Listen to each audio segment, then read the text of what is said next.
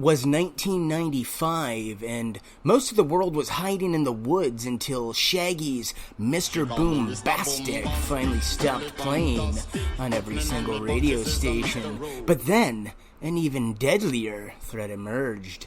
That September, the following message was faxed to newspapers and embassies across the world. Under the Constitution of the Dominion of Melchizedek, war had been declared on France. The declaration is made on behalf of all mankind. It is with reluctance that the Polynesian Melchizedek Dominion declares war on France, since up till recently, France was considered a silent ally. The Ruthenian Melchizedek Dominion is considering aiming at France the nuclear weapons left behind in the Carpatho Mountains by the Soviet Union as leverage in the war. Naturally, the impending nuclear obliteration of France was highly concerning news, and governments from Haiti to Vietnam raced to stockpile enough confetti and sparklers to weather such a disaster. But curiously, nobody seemed to be able to find the Dominion of Melchizedek on a map. So just where was this mysterious nuclear power, and why was it at war with France? Well, as it turns out, that's a pretty interesting story involving fabulous rubies, Idi Amin's bullet-riddled party mansion, dream warfare, homeless princes, and Australia's most notorious horse shampooing. Stay tuned. This is one of the funniest stories you will ever hear. Dominion had first hit the news earlier in the 1990s when an elegant young man calling himself Crown Prince Gerald Dennis Sane Wittgenstein Hohenstein of Melchizedek walked into a Hong Kong bank and successfully deposited a check for $318,000, although God knows how he managed to fit his name on the signature line. Unfortunately, the check turned out to have been drawn on a non-existent Melchizedek bank. Hong Kong police quickly apprehended the prince, who turned out to have spent most of the past month living in the arrivals hall of the Hong Kong airport, as so many wealthy royals tend to do.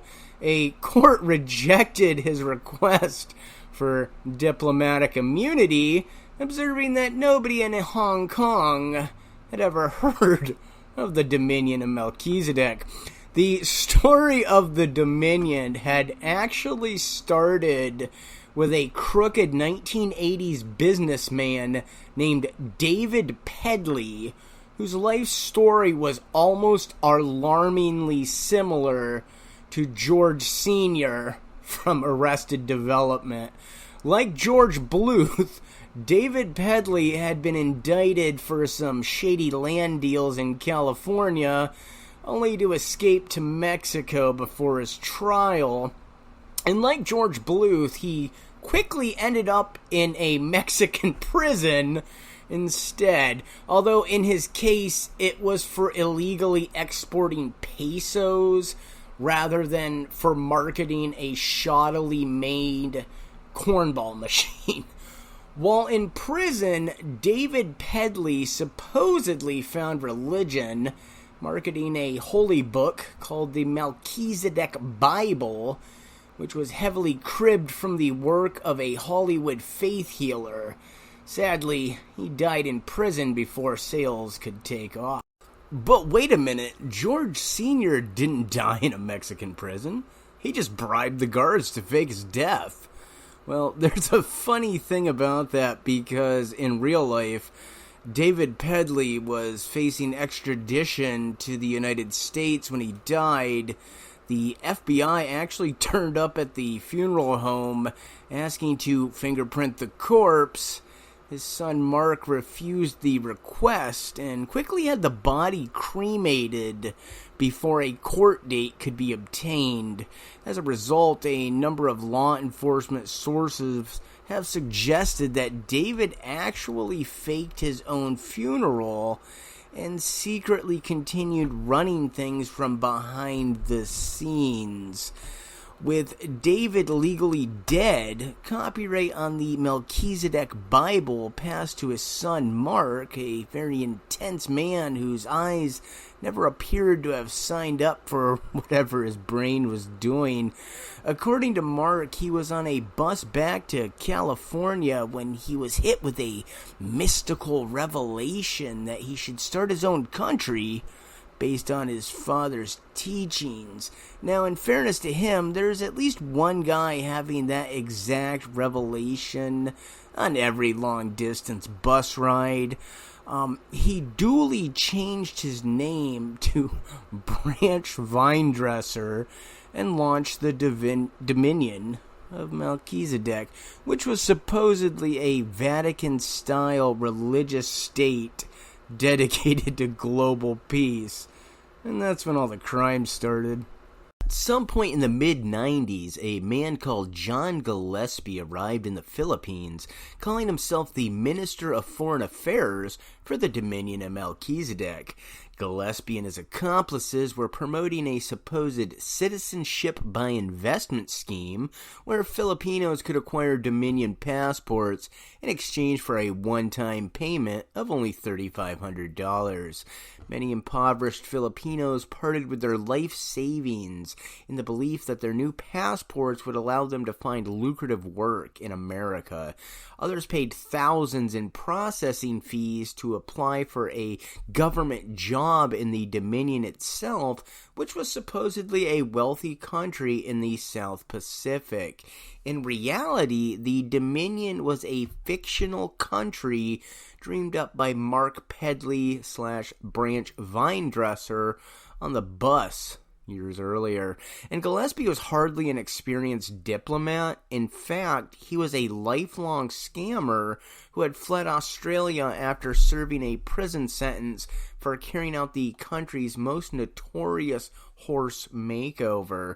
Back in 1984, Gillespie had planned to rig a high-profile horse race by switching out a slow horse with an identical but much faster horse. It would have been a classic switcheroo, except that the fast horse injured itself shortly before the race. Unwilling to call off the scam, Gillespie managed to locate another horse capable of winning. Unfortunately, it looked nothing like the original horse.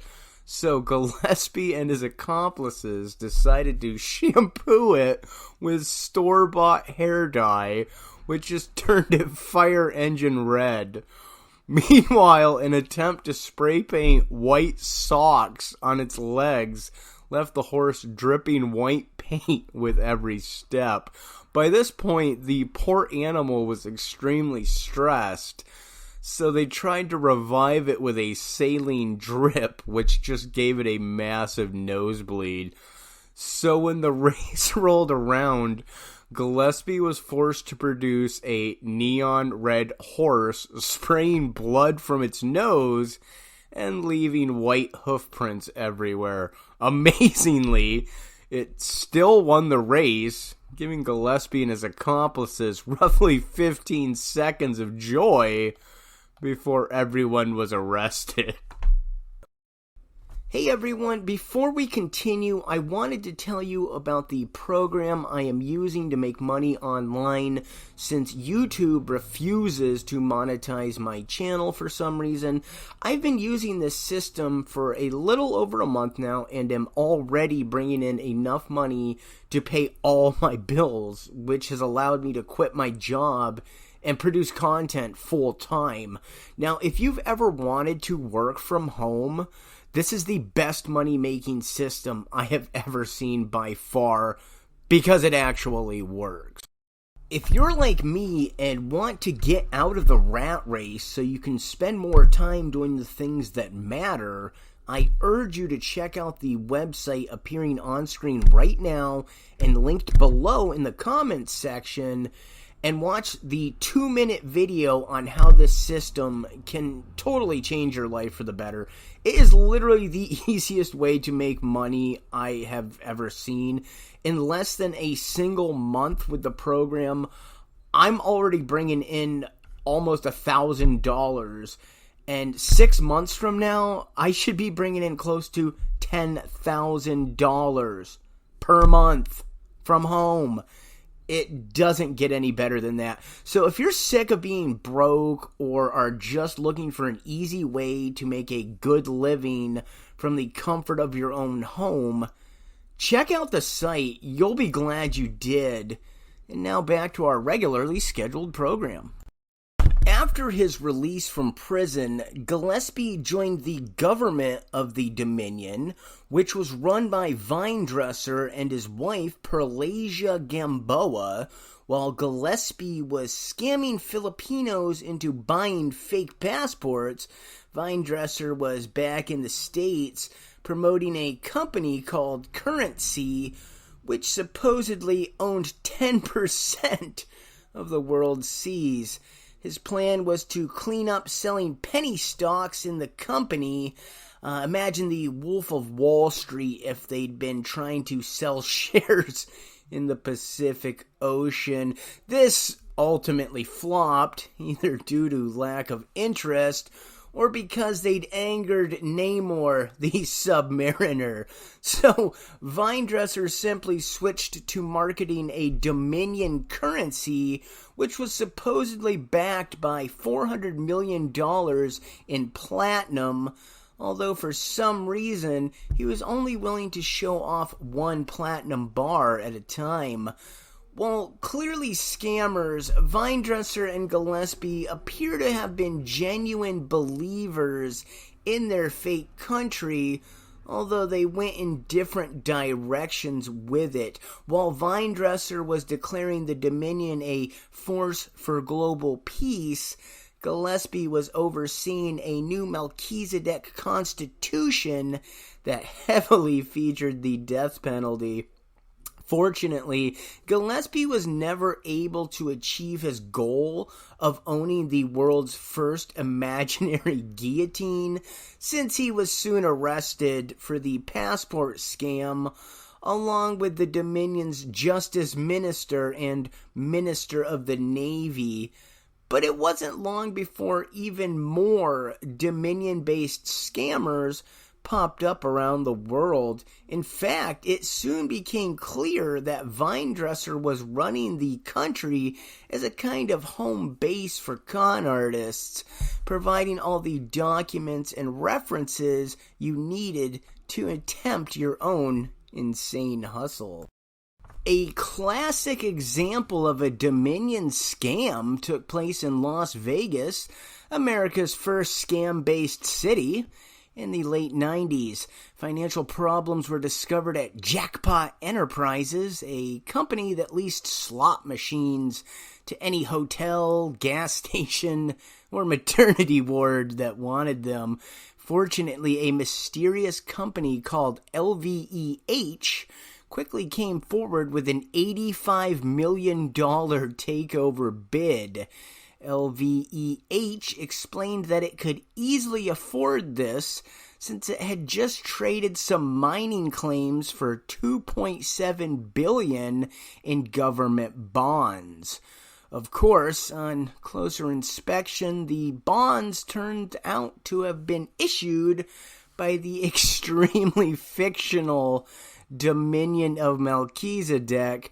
But by that point, the takeover buzz had caused LVEH stock to double in price, allowing early holders to cash out with a hefty return.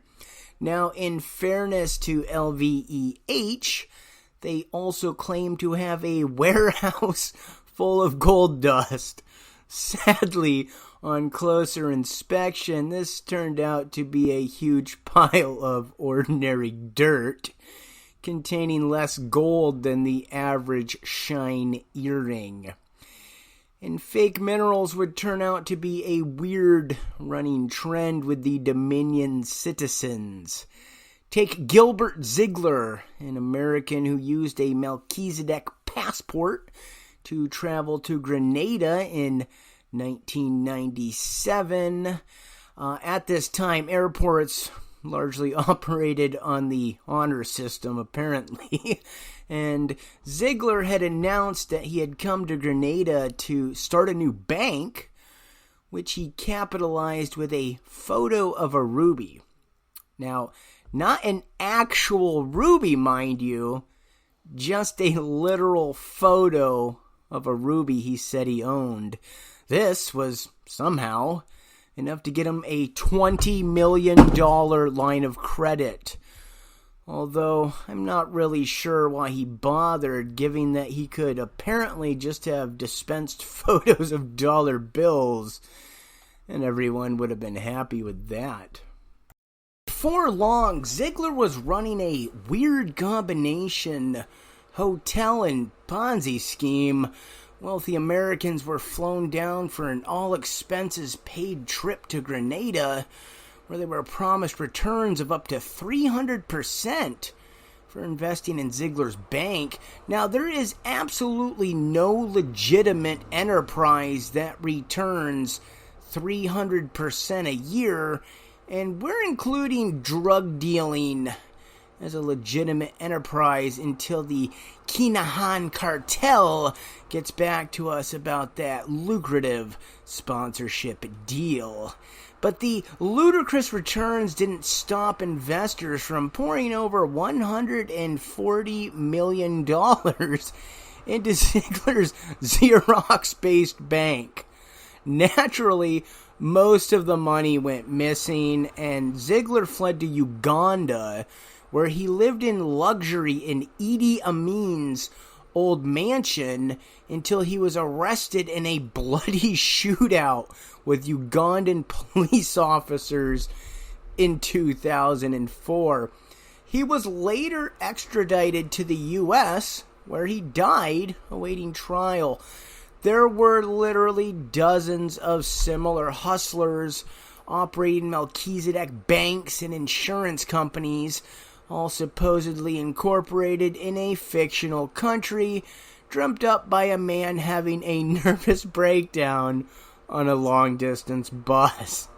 In fact, the Dominion became so successful that it started attracting immigrants from other fake countries. One Melchizedek insurance scam involved Chief Wise Otter, a British guy who had previously been treasurer of the sovereign Cherokee nation Tejas. This was a fictional Native American tribe based on a sandbank in the middle of the Rio Grande River. Since the sandbank had been created by a hurricane in 1974, a bunch of white con artists declared it unclaimed territory and tried to start a new country there as a base for their scamming. Why they had to pretend to be Native American to do this remains unclear, although British Chief Wise Otter at least had the decency to change his name back to Dallas Besant when he moved his operations over to the Dominion. In 1985, an elite team of French spies planted a bomb on a Greenpeace ship called the Rainbow Warrior, which was anchored in New Zealand. The plot, literally named Operation Satanic, because nobody in France has ever heard of subtlety, and they all worship Satan apparently, ended up murdering a photographer who was trapped on board when the ship sank. The incident drew renewed attention to France's nuclear testing in the Pacific, which had exposed thousands of islanders to dangerous amounts of radiation. The testing was dangerously close to the Dominion's imaginary home base and was risking the lives of thousands of hypothetical Melchizedekers. As a result, the Dominion decided to formally declare war on France, threatening to deploy a stockpile of nuclear weapons supposedly left behind during the fall of the Soviet Union. The Dominion apparently soon had second thoughts about nuking Paris, since Weindresser later told the Washington Post that the country had declared war by accident, insisting that we were only discussing it and somehow it was leaked to the press. For its part, France took the declaration very seriously, with a senior diplomat telling the New York Post, "I feel a great deal of emotion now. We are probably at war. I may be called at any minute to fight." He then began laughing hysterically, presumably due to stress. Weindresser then issued another press release claiming victory over France for the Dominion of Melchizedek, citing that France had decided to discontinue further nuclear testing in the area, mainly due to a trade embargo threatened by Australia and having nothing to do with the Dominion's threat of nuclear annihilation.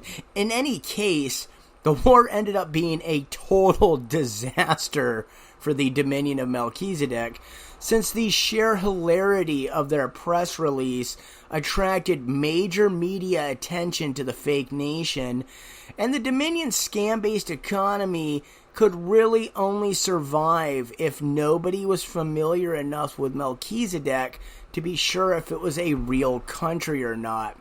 Plus, no sooner had Weindresser become an international laughingstock than he found himself locked in a real war with another dangerous foe, this time U.S. law enforcement.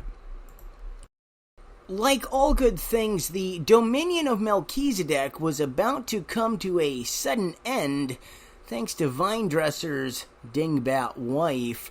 In 1995, around the same time that Crown Prince Gerald was being tracked down in the Hong Kong airport, a woman named Perlasia Gamboa applied for a $20,000 car loan in California.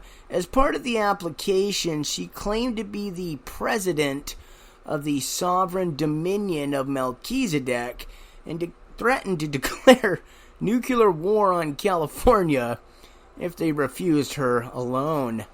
They called the cops immediately. Things spiraled deep into the sewer from there. The case eventually got kicked up to California's banking regulators, who realized that they had stumbled onto a way bigger fraud than some nut job lying to get a car loan. State authorities would spend most of the next 5 years unraveling the web of scams being run by Weindresser, who threatened the state attorney general's office by saying, "I will do metaphysical battle with you in your dream state. And if you interpret your dreams correctly, you will know that I am the victor." Move over, Freddy Krueger. There's another dream warrior out there in the ether. And he's not only kicking metaphysical ass, but taking metaphysical names. The Dominion then went into steep decline rapidly in the early 2000s as police pressure intensified and airports became less likely to accept travel documents produced on a 20-year-old dot matrix printer. The final crash came in 2010 when Branch Weindresser was sentenced to prison for his role in selling over $1 million in stock to a non-existent Dominion mining company. After charges were filed against Weindresser and his wife, the Dominion was taken over by a man named David Parker Williams, and has now transitioned into the modern age by running a number of cryptocurrency-based scams in African nations such as Liberia. With the rise of cryptocons and NFT hustlers, we have hope that the scam nation of Melchizedek may someday rise again to take its rightful place as the true scions of Clown World. When Douche World Order attempted to reach the dominion of Melchezidek, neither Vinedresser and Gamboa were available to comment, as they are both still serving lengthy prison sentences. Now, let this be a lesson to all you would-be scammers out there. Leave nation-state scams to the real G's. Go get a damn job. Hey everybody, this is Jason from Douche World. If you like this video, definitely like, share, and subscribe. And if you hadn't had a chance to check out the work-at-home system I'm promoting and using myself, this is a non-compensated endorsement. I'm actually using this program right now, and it works. I mean, it's absolutely incredible. It's extremely easy. I'll be realistic here. I have about $100 invested into it, and I've already gotten 4 signups this week. So if you put in $100 a week into this, you know, you're gonna see a return on that investment. It's a solid system. You know, I've been speaking to the owner, real great guy. You know, he's really, really enthusiastic about helping people develop a stay-at-home income. And I'm really thankful, you know, for everything he's shown me. So go check out moneyhoney.com. The URL is popping up on the screen right now. And thanks so much for watching.